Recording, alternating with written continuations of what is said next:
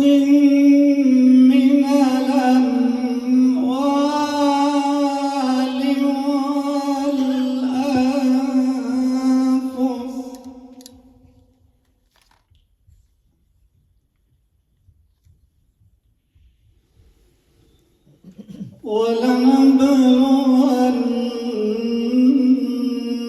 ولنبلونكم بشيء من الخوف والجوع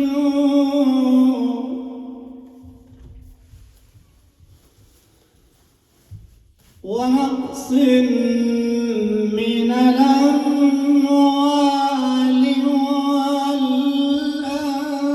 والأنفس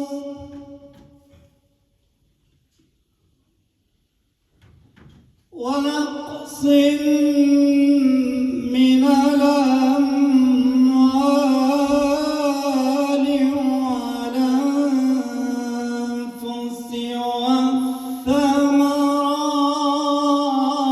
والثمرات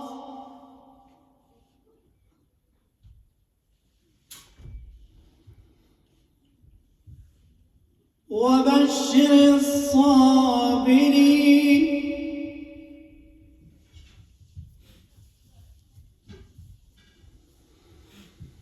وبشر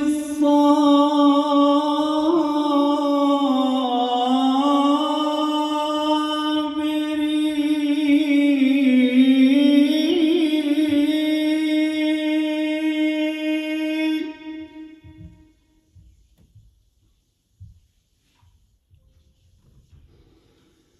وبشر الصابرين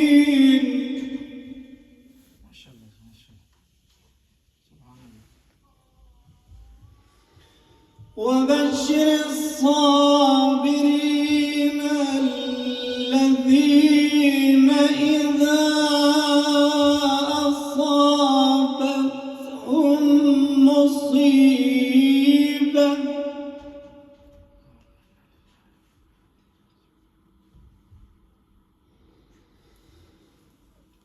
الذين إذا أصابتهم مصيبة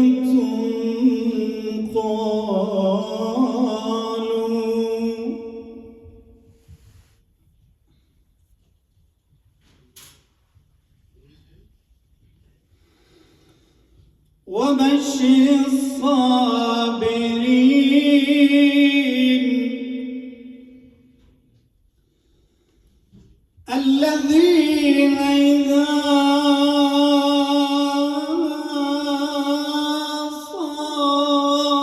أصابتهم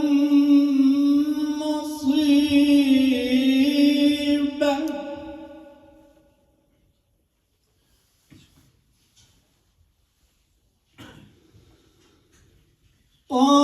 قالوا إنا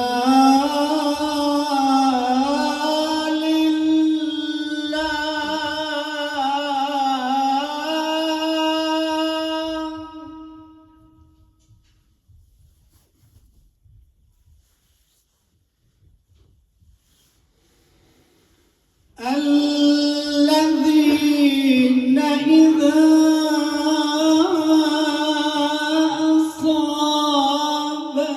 أصابتهم مصيبة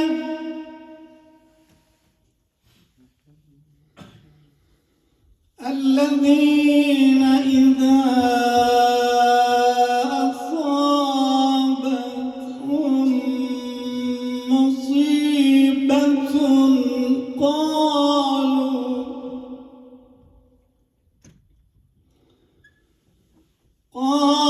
قالوا إنا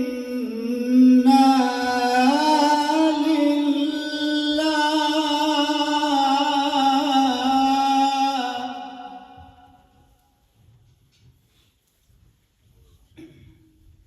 رحم الله لمن يقرأ سورة المباركة الفاتحة مع الإخلاص والصلاة.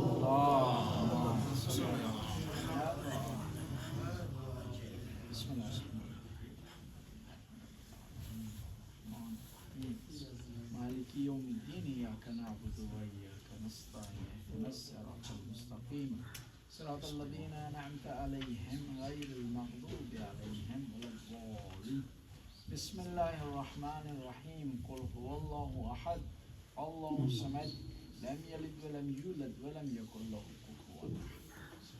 صلى على محمد. وبشر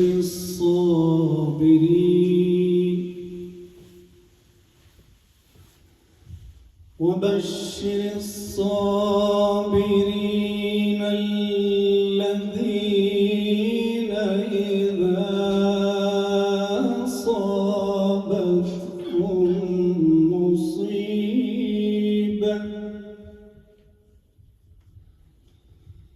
قالوا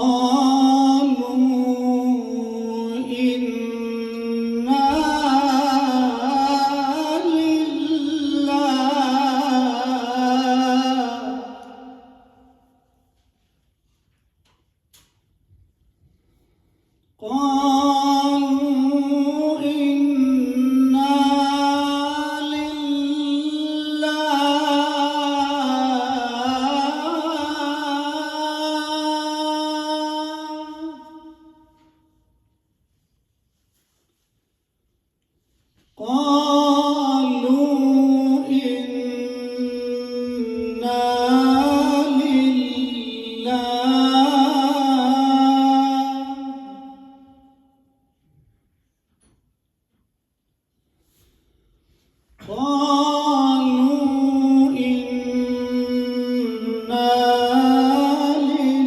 لله وإنا إليه راجعون.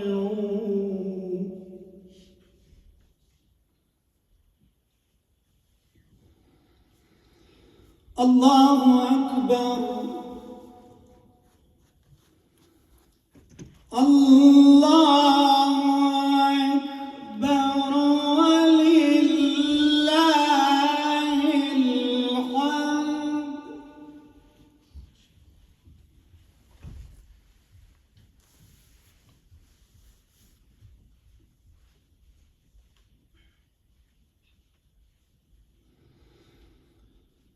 الله أكبر لا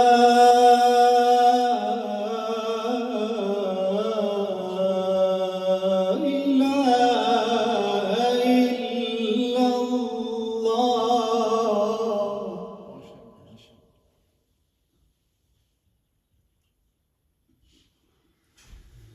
بسم الله الرحمن الرحيم.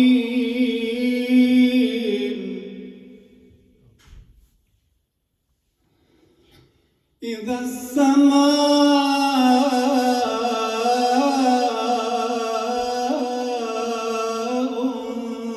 انفطرت وإذا الكواكب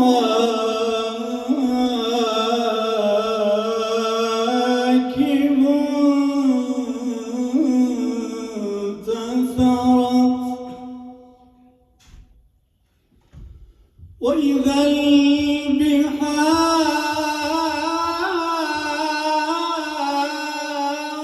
فجرت وإذا القبور بعثرت وإذا القبور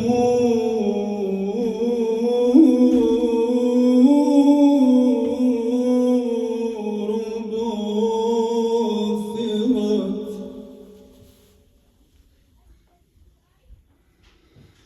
علمت نفس ما قدمت وأخرت.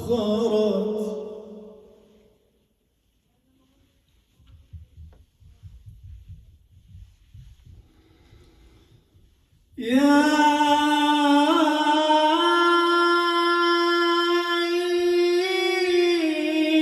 أيها الإنسان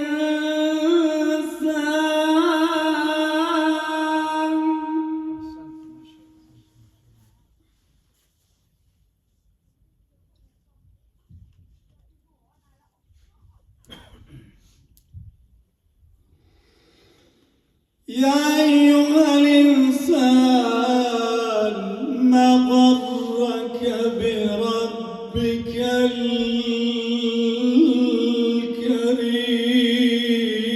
الكريم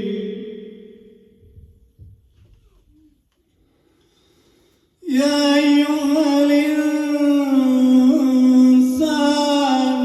ما غرك بربك الكريم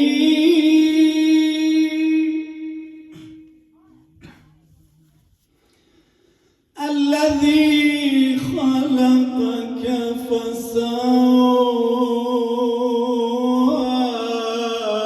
فسواك فعدلك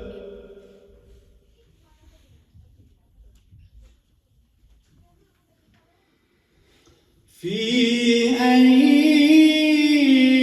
صورة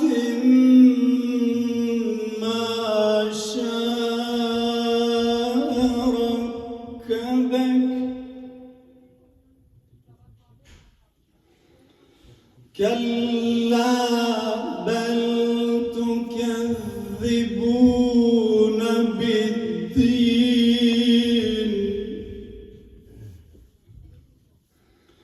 وإن عليكم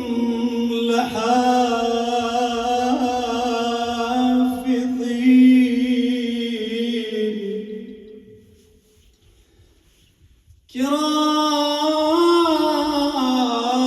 كراما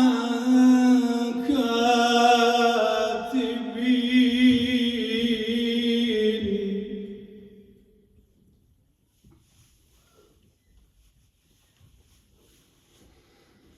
يعلمون ما تفعلون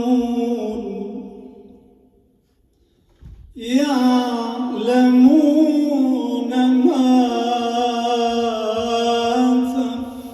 تفعلون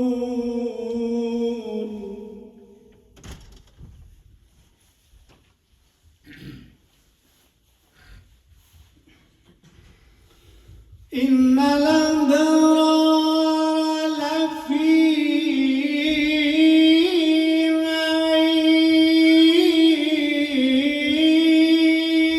نعيم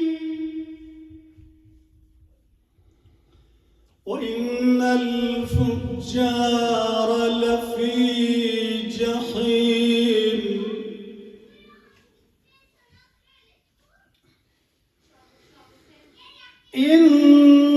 إن الأبرار لفي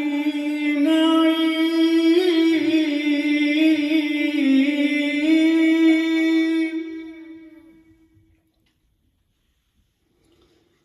إن الأبرار لفي نعيم وإن الفجار لفي جحيم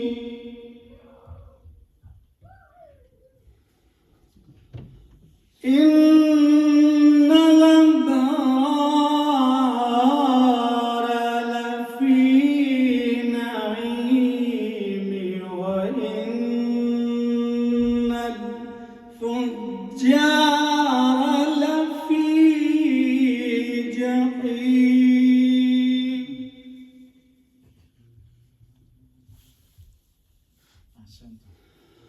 الله أكبر. بسم الله الرحمن الرحيم. ما شاء الله ما شاء الله. يا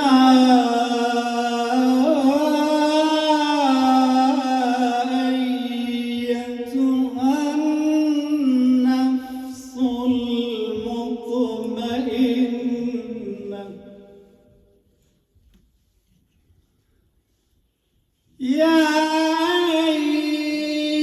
أيتها النفس المطمئنة ارجعي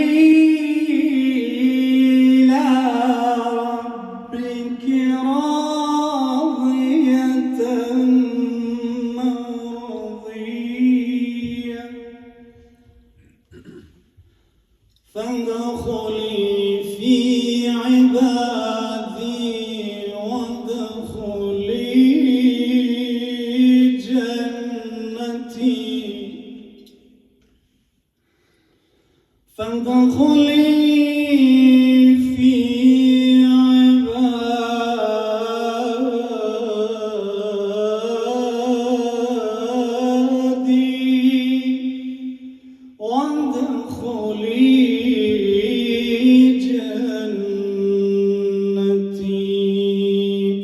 صدق الله العلي العظيم. رحم الله لمن يقرأ سورة المباركة الفاتحة مع الإخلاص والصلوات.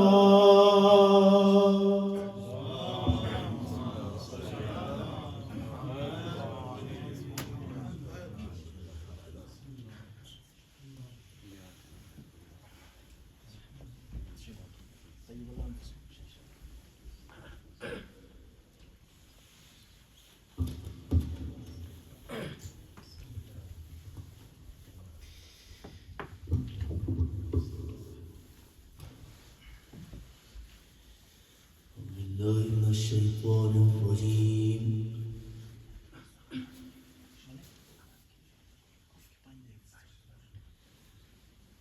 بسم الله الرحمن الرحيم.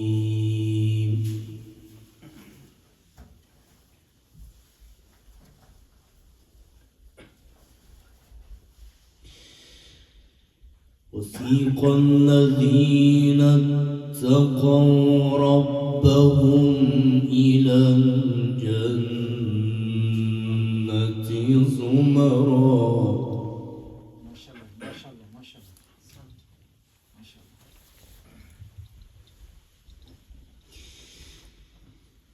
حتى إذا جاءوها وفتحت أبوابها. ما شاء الله ما شاء الله.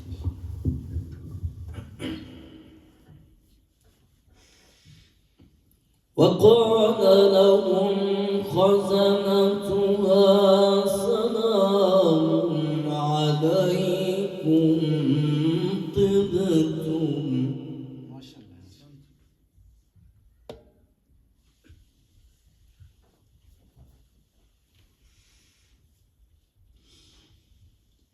وقال لهم خزنتها سلام عليكم طبتم فادخلوها خالدين. ما شاء الله ما شاء الله.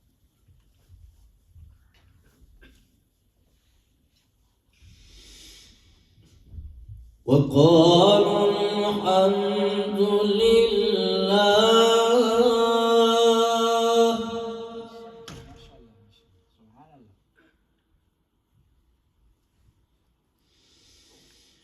وقالوا الحمد لله.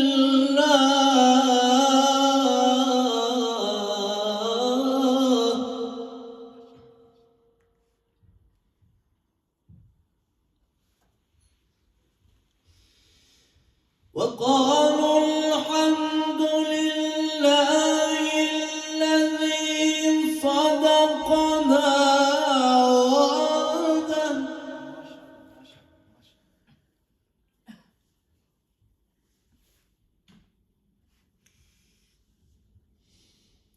وأورثنا الأرض نتبوأ من الجنة حيث نشاء.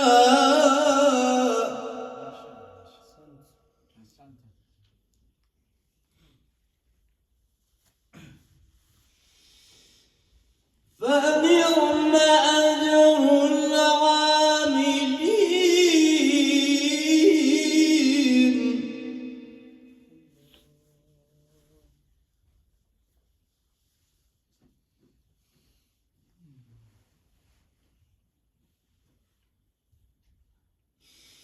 بسم الله الرحمن الرحيم.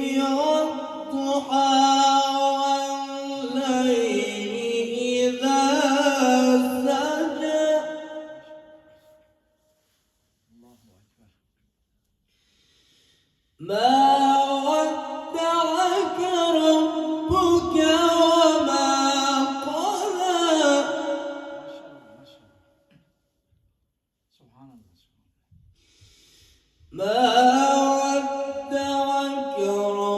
ربك وما قلى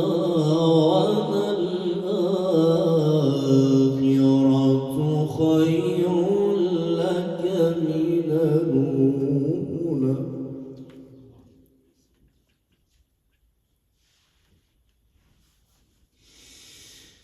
ولسوف يعطيك ربك فترضى ألم يجدك يتيما فآوى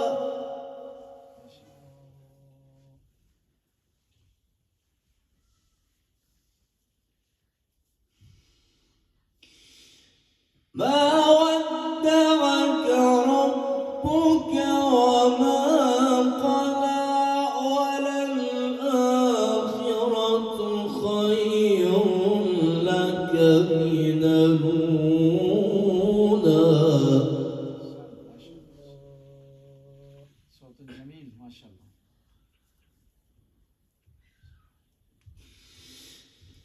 ما ودعك ربك وما قلى وللآخرة خير لك من الأولى ولسوف يعطيك ربك فترضى ألم يجدك يتيما فآوى ووجدك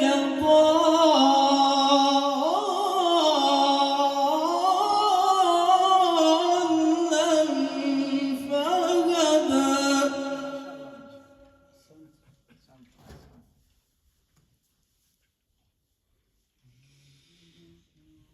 بسم الله الرحمن الرحيم إنا أعطيناك الكوثر إنا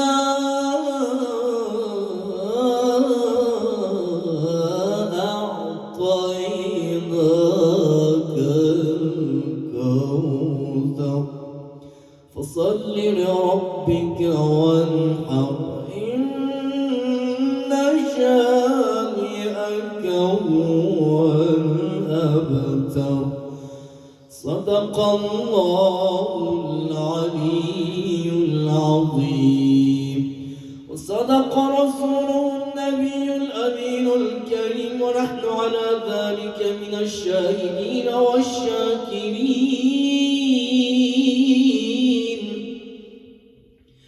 والحمد لله رب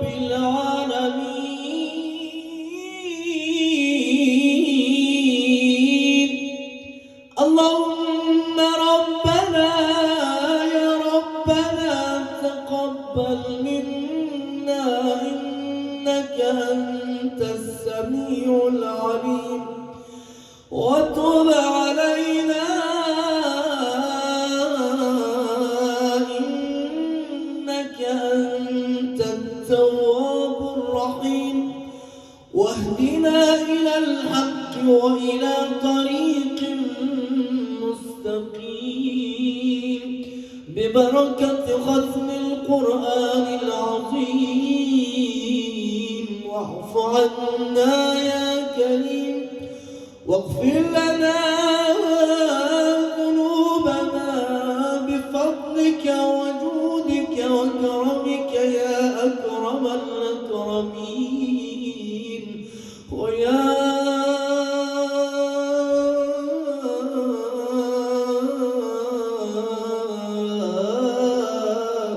أرحم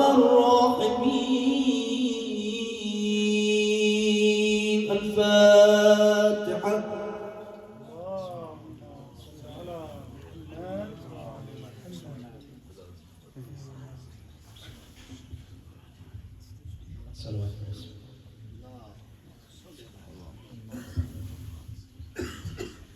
أعوذ بالله من الشيطان الرجيم بسم الله الرحمن الرحيم الحمد لله الذي لا يبلغ مدحته القائلون ولا يؤسي نعما ولا الدون ولا يؤدي حقه المجتهدون الذي ليس لصفته حد معدود ولا نعت موجود ولا أجل ممدود الذي فطر الخلائق بقدرته ونشر الرياح برحمته ثم الصلاة والسلام على أشرف الأنبياء والمرسلين أبو القاسم مصطفى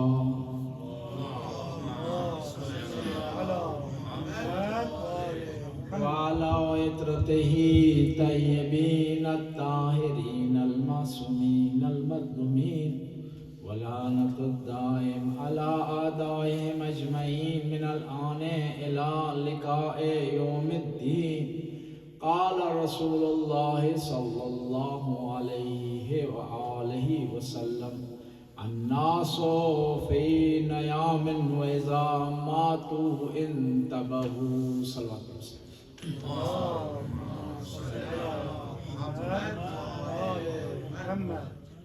مرحوم مغفور ملک محمد یوسف صاحب کی بلندی درجات کے لیے الفاتحہ مع الاخلاص و الصلوات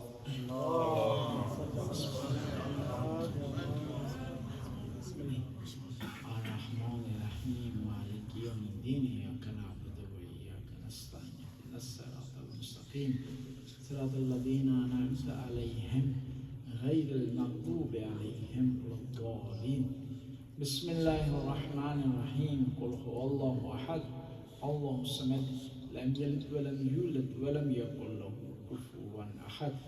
خدا اس محفل کا، اس مجلس کا، قرآن خوانی کا جو یہاں تلاوت کی گئی، اس کا ثواب مرحوم و مغفور ملک یوسف صاحب کو پہنچاؤ، قبر کو منور فرما، ان کے درجات کو بلند فرما، یا اللہ ان کی منزلیں آسان فرما، اس عظیم سامنے پر رشتہ داروں کو، لواحقین کو، بچوں کو صبر کرنے کی توفیق عطا فرما. اللہم صلی علی محمد.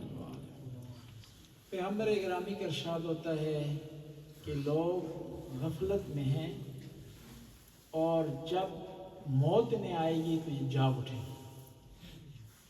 یعنی دیکھیں کتنا پیارا جملہ پیغمبر نے ارشاد فرمایا. یعنی ہماری زندگی کو کیا کہا ہے؟ نیند کا، غفلت کا، اور مرنے کو جاگنا کا.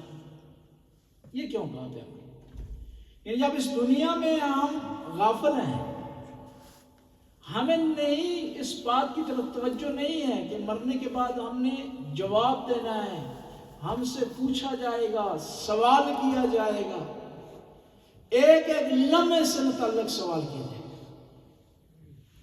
من یعمل مثقال ذرۃ خیرا یرا، کہ جو آدمی ذرہ برابر اچھائی کرے گا وہ وہاں اس کو دیکھے گا،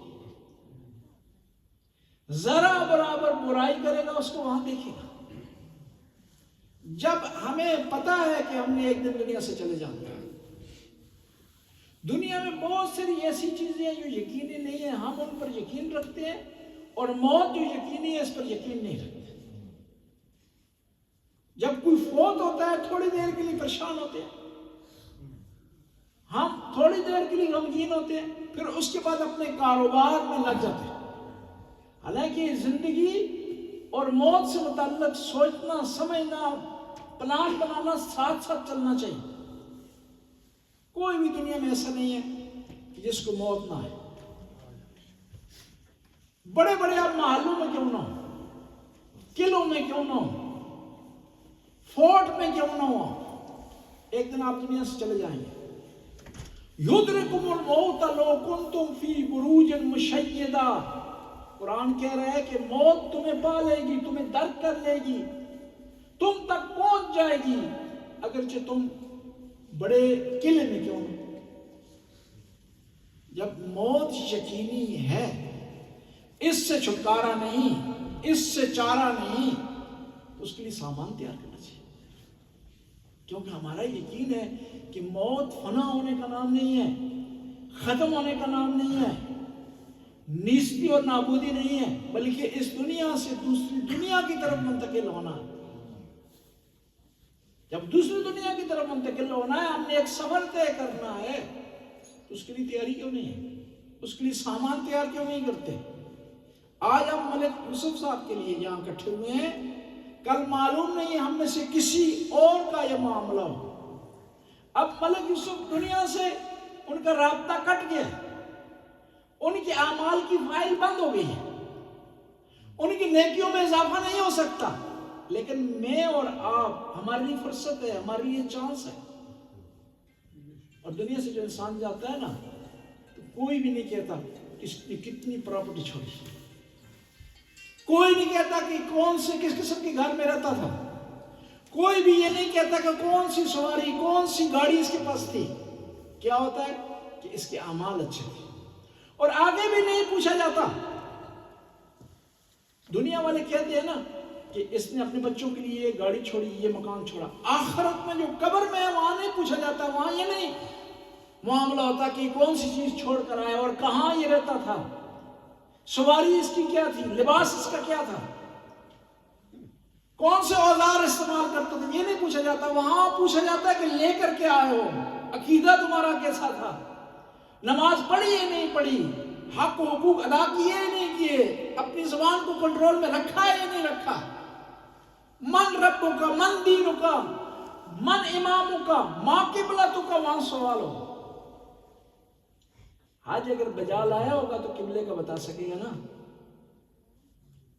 طواف کیا ہوگا تو خدا کی بارگاہ میں وہ سرخرو ہوگا، خدا کے راستے میں مال خرچ کیا ہوگا تو وہاں وہ آسانی میں انسان رہے گا۔ ساری زندگی اس دنیا کے بارے میں سوچتا رہا ہوگا اور آخرت کے بارے میں اگر نہیں سوچا ہوگا تو وہاں معاملہ مشکل ہو جائے۔ قبر کی پوزیشن حدیث بتاتی ہیں، قبر روزانہ پکارتی ہے، انا بیت الغربہ، میں تنہائی کی جگہ۔ وہاں مال آپ کے کام نہیں آئے گا، دولت آپ کے کام نہیں آئے گی، دوست و احباب قبر میں آپ کو کوئی فائدہ نہیں پہنچا سکتے، مقام و منصب آپ کو فائدہ وہاں نہیں پہنچا سکتا۔ وہاں دنیا میں کتنا اچھا لباس پہنا ہوگا، وہاں پر وہی لباس ہے، سفید ہے، آپ کی مرضی کا رنگ وہاں آپ کے لباس میں نہیں ہوگا، اور وہاں جو لباس آپ پہن کر جائیں گے قبر میں نا، وہ آپ نے خود بھی نہیں پہنا ہوگا، کسی دوسرے نے آپ کو پہنایا ہوگا۔ وہ بھی نصیب کی بات ہے، کئی لوگ ہیں ان کو کفن ہی نصیب نہیں ہوتا، جو ڈوب کر مر جاتے ہیں، جہاز کریش ہو گیا، لاش نہیں ملی۔ وہاں انسان کا سفید لباس ہے، غریب کبھی ہوئی ہے، امیر کبھی ہوئی ہے، پیسے والے کبھی ہوئی ہے، جس کے پاس پیسہ نہیں تھا اس کی بھی، پراپرٹی والے کبھی ہے، وہی لباس ہے، غیر پراپرٹی۔ وہ لباس آپ کو وہاں کام دے سکتا ہے، وہ لباس قبر میں تب آپ کو کام دے گا، تب آپ کے لیے مفید ہوگا کہ اس دنیا میں دوسرے لوگوں کے گناہوں پر آپ نے پردہ ڈالا ہوگا تو پردہ آپ کا رہ جائے گا۔ وہاں کتنے آپ ہوشیار ہوں، کتنے عقل مند ہوں، آپ کو کوئی نہیں بچا سکتا۔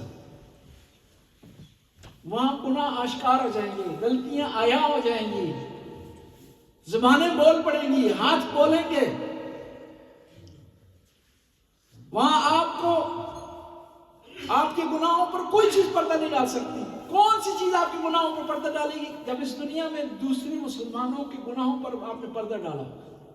خدا کا لقب ہے، نام ہے ستار العیوب۔ وہ کریم ذات چاہتی ہے کہ جو اس کے القاب ہیں نا، اس کے بندوں میں اس کی جھلک ہو۔ اور خدا بھی گناہوں پر پردہ اس وقت تک ڈالتا ہے جب ہم خود حیا کریں، اس کی نافرمانی نہ کریں، اس کے دیے ہوئے فرائض میں کوتاہی نہ کریں، دوسروں کا حق ادا کریں۔ اور یہ یاد رکھیں نا، جب خدا گناہ سے پردہ اٹھا لے نا، کوئی انسان کو بچا نہیں سکتا۔ اور جب تک وہ پردہ ڈالے رکھے تو کوئی رسوا نہیں کر سکتا۔ اس سے لو لگا کر رکھیں گے، دنیا میں بھی کامیاب ہے، آخرت میں بھی کامیاب۔ قبر کہتی ہے انا بیت الغربہ، میں تنہائی کی جگہ ہوں، انا بیت الوحدت والوحشہ، میں ڈراؤنی جگہ ہوں۔ کس کے لیے ڈراؤنی ہے؟ گناہگار کے لیے، خطاکار کے لیے، معصیت کار کے لیے، جس نے دوسروں کا حق کھایا ہے، زبان درازی کی ہے، لوگوں کو تکلیف پہنچائی ہے۔ لیکن وہ آدمی جو لوگوں کے لیے آسائش فراہم کرتا رہا ہے، وہ کیا ہے؟ الموت ریحانۃ المومن، مومن کے لیے موت پھول ہے، خوشبو ہے۔ موت کے بعد قبر میں کون سی چیزیں کام آئیں گی؟ نماز آپ کے کام آئے گی، روزے آپ کے کام آئیں گے، زکوٰۃ آپ کے کام آئے گی، فرائض جو بجا لائے ہیں وہ آپ کے کام آئے گی۔ کیا کہے گی نماز؟ اس نے دنیا میں میرا خیال رکھا ہے، قبر میں اس کا خیال رکھو گی، جب کوئی بھی نہیں۔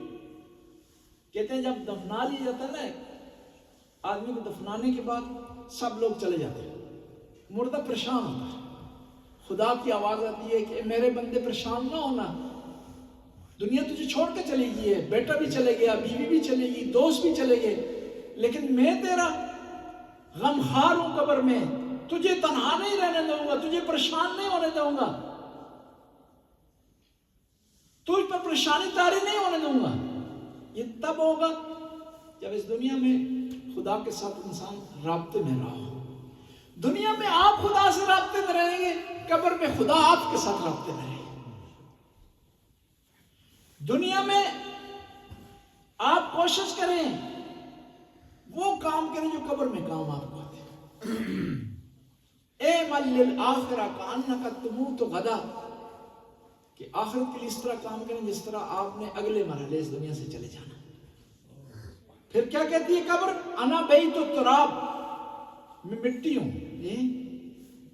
دنیاوی لحاظ سے آپ جب آپ کا گھر ہوتا ہے تو ہر قسم کی آسائش کا انتظام کرتے ہیں، جی سردی ہو تو ہیٹر لگا لیتے ہیں، گرمی ہو تو اس کے لیے انتظام کر لیتے ہیں، نرم بستر۔ لیکن قبر میں یہ چیزیں نہیں ہیں۔ قبر کیا کہتی ہے؟ انا بیت التراب، میں مٹی ہوں۔ وہ مٹی جس پر بیٹھنا آپ پسند نہیں کرتے تھے، وہ مٹی جس سے آپ ڈرتے تھے، وہ مٹی جو آپ کے لیے اذیت کا باعث بنتی تھی۔ قبر میں آپ چاہیں یا نہ چاہیں وہ مٹی، وہاں کوئی اور انتظام نہیں، لیکن اسی مٹی کو آپ گلے گلزار بنا سکتے ہیں، جنت بنا سکتے ہیں، باغ بنا سکتے ہیں، خوشبوئیں وہاں لا سکتے ہیں، بشرطے اس کے لیے دنیا میں آپ انتظام کریں۔ کہتے ہیں مات ولد الآدم، جب انسان دنیا سے چلا جاتا ہے انقطع عمل، اس کا عمل کٹ آف ہو جاتا ہے، اس کا نامہ اعمال بند ہو جاتا ہے، فرصت ختم ہو جاتی ہے، اور فرصت کا تو پتہ نہیں چلتا۔ بعض لوگوں سے ہم جب کہتے ہیں کہ بھئی نماز پڑھیں، کہتے ہیں مولوی صاحب میں اب بوڑھا تو نہیں ہوں نماز پڑھوں۔ یہ نہیں، موت بوڑھے اور جوان کا معاملہ نہیں ہے، موت ہر ایک آدمی کو آ سکتی ہے، اور اگر اس سے پہلے اگر انسان ہم غافل رہے ہیں تو اس کے بعد غافل نہیں ہونا چاہیے، فرصت کو، چانس کو ضائع نہیں کرنا چاہیے۔ پھر کہتی ہے موت، قبر کہتی ہے انا بیت الدود، میں کیڑے مکوڑوں کی جگہ ہوں۔ انسان جو اپنی زندگی میں فخر کرتا تھا، یہ قسم قسم کی آسائشیں، آرائشیں اپنے لیے چنتا تھا، بال نہیں ہوتے بال لگوا لی جاتے ہیں، دانت نہیں ہوتے دانت لگوا لی جاتے ہیں، اور بدن میں کوئی نقص ہو اس کو برطرف کر دیا جاتا ہے، تاکہ انسان چاہتا ہے کہ خوبصورت دکھائی دے۔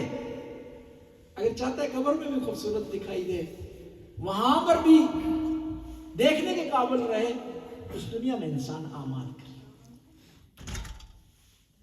اہل بیت نے یہی ہمیں سکھایا۔ پیغمبر نے جاتے ہوئے بڑی پیاری حدیث ارشاد فرمائی، انی تارکم فیکم الثقلین کتاب اللہ و عطرت اہل البیت، کہ میں تمہارے درمیان دو چھوڑ کر جا رہا ہوں چیزیں، ایک اللہ کی کتاب اور دوسرا اہل بیت۔ امام حسین نے، ہم تو کچھ بھی نہیں کر رہے اسلام کے لیے، اپنا سارا کنبہ قربان کر دیا امام حسین نے کر دیا، علی اکبر جیسا جوان قربان کر دیا، قاسم کی جوانی لٹا دی امام حسین نے۔ جب دیکھا کہ دین اسلام نہیں بچ رہا نا تو اپنے ننھے علی اصغر کو میدان میں لے کر، جو بھی شہید آتا تھا نا امام حسین سے اجازت لیتا تھا تو امام اسے منع کرتا ہے. واحد شہید کربلا کے جس کو امام نے منع نہیں کیا وہ شہزادہ علی اکبر. شہزادہ علی اکبر آئے امام حسین کی خدمت میں, کہا کہ مجھے اجازت دیں. انسان کے لیے بڑا مشکل ہے کہ جوان بچہ موت کی اجازت مانگے. کہا علی اکبر تیری پھوپھی نے تجھے پالا ہے, جا اپنی پھوپھی سے اجازت لے کر. آئے اپنی پھوپھی کے بعد بی بی زینب کبریٰ زینب عالیہ کے پاس, ہمت نہیں ہو رہی تھی کس طرح اجازت لیں. کہا پھوپھی جان مجھے بتائیں کہ آپ کا مقام بلند و بالا ہے یا فاطمہ الزہرا کا مقام بلند و بالا ہے؟ کہا کہ ان کا مقام بہت بڑا ہے, میں کو جاؤ فاطمہ الزہرا کو جاؤ. کہا جب ان کا مقام بلند ہے نا تو آئیں آج اپنے بیٹے علی اکبر کو فاطمہ کے بیٹے حسین پر قربان کر دیں. پھوپھی سے اجازت ملی ہے, آئے امام حسین کی خدمت میں. امام نے اجازت دی ہے لیکن جوان بیٹا تھا, برداشت نہیں کر سکے. علی اکبر چلے میدان کی طرف, امام حسین پیچھے پیچھے امام نے چلنا شروع کر دیا. علی اکبر نے مڑ کر دیکھا, کہا بابا کیا آپ برداشت نہیں کر سکے, آپ پیچھے چل کر آ گئے. کہا علی اکبر بیٹا اگر تیرا جوان بیٹا ہوتا اور موت کی طرف جا رہا ہوتا تو میں تجھ سے پوچھتا کہ تو اسے کس طرح میدان کی طرف روانہ کرتا. کہتے ہیں علی اکبر میدان میں روانہ ہوئے, تھوڑی دیر بعد لڑتے رہے. لڑنے کے بعد اور جب علی اکبر میدان کی طرف روانہ ہو رہے تھے نا تو امام حسین نے دعا کے لیے ہاتھ بلند کیے. کہا اللہم اشہد علی ہؤلاء القوم قد برز علیہم غلاما اشبہ برسولک وَإِذَا أَشْتَقْنَا لِزِيَارَةِ رَسُولِكَ نَظَرْنَا عَلَيْهِ. خدایا تو گواہ رہنا آج حسین اپنے اس بیٹے کو میدان کی طرف روانہ کر رہا ہے جو تیرے نبی کی شبیہ تھا, تیرے نبی کا ہم شکل تھا. اور مجھ حسین کو جب بھی اپنے نانا کی زیارت کا اشتیاق ہوتا تھا نا تو میں علی اکبر کی طرف دیکھتا تھا. یہ دعا کی, علی اکبر میدان کی طرف روانہ ہوئے. لڑتے لڑتے تھک گئے اور واپس آ گئے. کیا کہا بابا کی خدمت میں, اپنے بابا کی خدمت میں کہتے ہیں یا ابتا کل سکن الحدید قد اجہدنی, مجھے لوہے کی سنگین نے میری قبر کو چکا دیا. ولعطش قد قتلنی, پیاس نے آپ کے علی اکبر کو مار ڈالا. حل لک من ماء سبیل, بابا کوئی پانی کا تھوڑا بہت انتظام ہو سکتا ہے. خدا کسی باپ کو بیٹے کے سامنے شرمندہ نہ کرے. آج علی اکبر اپنے بابا سے وہ مانگ رہا ہے, وہ چیز مانگ رہا ہے جو بابا کے پاس نہیں تھا. اور کس سے مانگ رہا ہے؟ اس حسین سے مانگ رہا ہے جس کے در سے کبھی بھی سوالی خالی ہاتھ نہیں پڑتا. امام حسین بالکل نہیں بولے, اپنی خوش زبان علی اکبر کے منہ میں رکھی. زبان کا رکھنا تھا. علی اکبر گھبرا کر پیچھے ہٹے. کہا بابا میں شرمندہ ہوں, کاش کہ میں آپ سے پانی نہ مانگتا. آپ کی زبان تو میری زبان سے بھی زیادہ خشک ہے.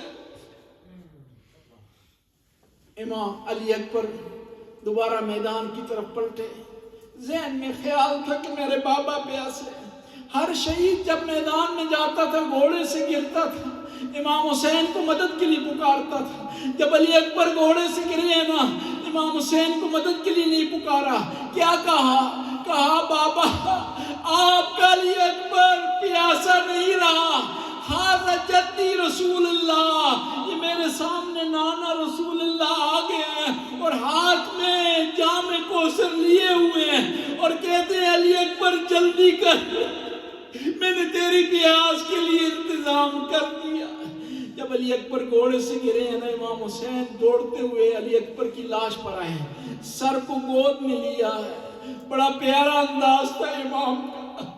جوان بیٹے ہوں, جس باپ کا جوان بیٹا ہو وہ اسے سمجھ سکتا ہے. پتہ کیا کیا؟ سر کو گود میں لیا. وَلَا خَطُّ وَلَا خَطِّ, علی اپنے رخساروں کو علی اکبر کے رخساروں پر رکھا. وَبَكَى بُكَاءً شَدِيدًا, اور کیا کہا؟ علی اکبر بیٹا تو نے میرے نانا سے حوض کوثر پی لیا, تو نے آسانی خرید لی, لیکن تیرے بابا نے عظیم مزید مصیبتیں برداشت کر لی. الا لعنۃ اللہ قوم الظالمین فسیعلم الذین یمنون من ینتقم.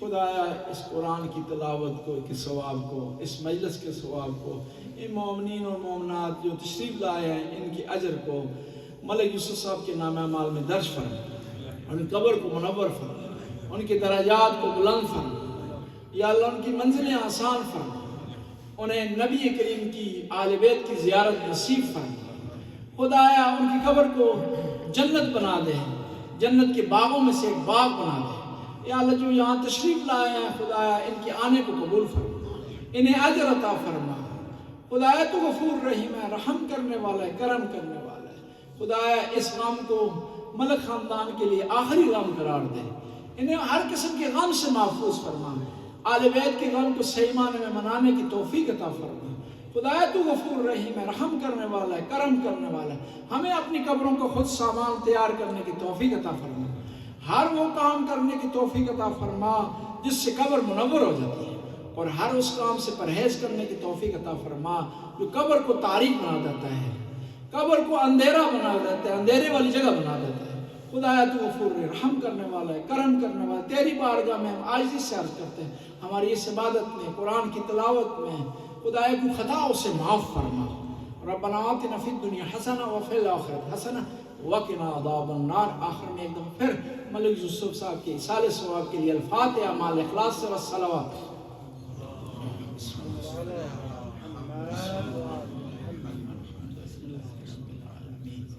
الرحمن الرحیم مالک یوم الدین ایاک نعبد و ایاک نستعین اهدنا الصراط المستقیم صراط الذین انعمت علیہم غیر المغضوب علیہم ولا الضالین۔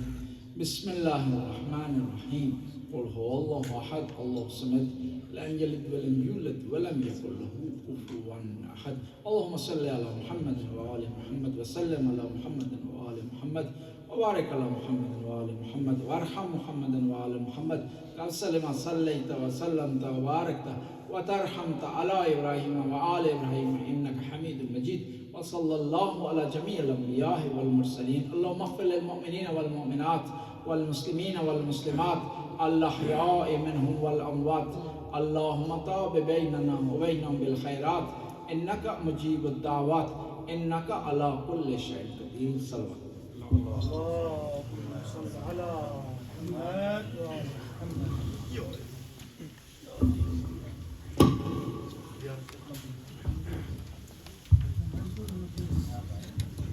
السلام عليك يا مولاي يا أبا عبد الله، السلام عليك يا شهيد